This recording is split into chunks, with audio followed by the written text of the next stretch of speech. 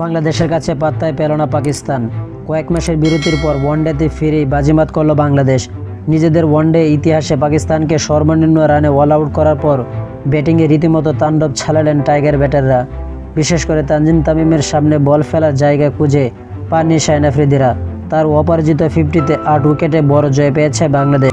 Toss হেরে আগে bat করতে নেমে 30 ওভার 4 বল রেখে সবকটি উইকেট হারিয়ে 114 রান করে পাকিস্তান, যা বাংলাদেশের বিপক্ষে ওয়ানডেতে পাকিস্তানের সর্বনিম্ন রান।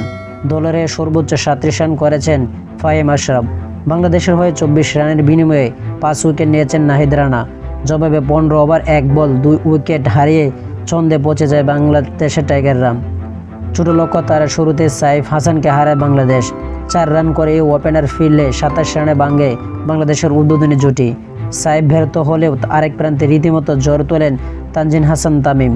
শুরু থেকে আক্রমণাত্মক ব্যাটিং করা তামিমের কল্যাণে পাওয়ার প্লেতে 81 রান তোলে। তামিম 50 করেছেন মাত্র 32 বলে।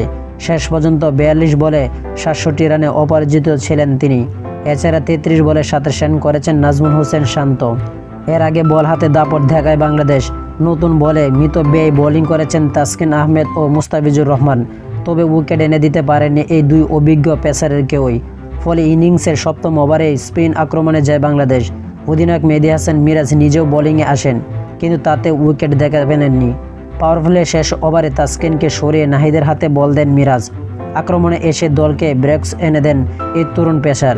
ওভারের শেষ বলে তাকে কাট করতে গিয়ে পয়েন্টে আফিফ হোসেনকে হাত ধরে পড়েন সাহেবজাদা ফারহান। 27 রান করে ওপেনার ফিল্ডে ভাঙে 41 রানের উদ্বোধনী জুটি। নিজেদের পরে 4 ওভারে সবকটিতে উইকেট পেয়েছেন নাহিদ। যথাক্রমে শ্যামল হুসাইন, মাদ সাদাকাত, মোহাম্মদ রিজওয়ান, সালমান আলী আগাউকে সাজঘরে ফেরান এ ডান হাতে পেসার। পাকিস্তানের টপ অর্ডার ভেঙে 5 পূরণ করেন তিনি। এটি তার ওয়ানডে ক্যারিয়ারের প্রথম 5। 19তম ওভারে নাহিদের সঙ্গে উইকেট পার্টির যোগ দেন মিরাজও। ওভারের শেষ বলে আব্দুল সামাদকে লিটনের গ্লাভস বন্দি করে ফেরেন তিনি। এরপর হুসেন তালাউকে ফিরিয়েছেন মিরাজ। 23তম ওভারে প্রথম বলে ব্যাটারকে লেগ বিফোরের ফাঁদে ফেলেন বাংলাদেশ অধিনায়ক। একই ওভারে শেষ বলে শাহিন আফ্রিদিকেও ফেরেন মিরাজ।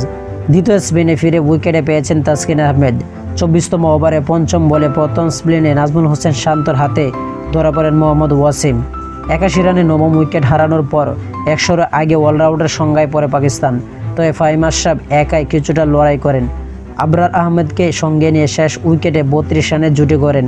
ফাহিমের 37 রানের ইনিংসের ভর করে কোনো রকমে 100 পেরিয়ে অল আউট হয় পাকিস্তান। তো আশা করি যারা টি স্পোর্ট গ্যালারি চ্যানেলটি সাবস্ক্রাইব করেন না, সবাই টি স্পোর্ট গ্যালারি চ্যানেলটি সাবস্ক্রাইব করবেন।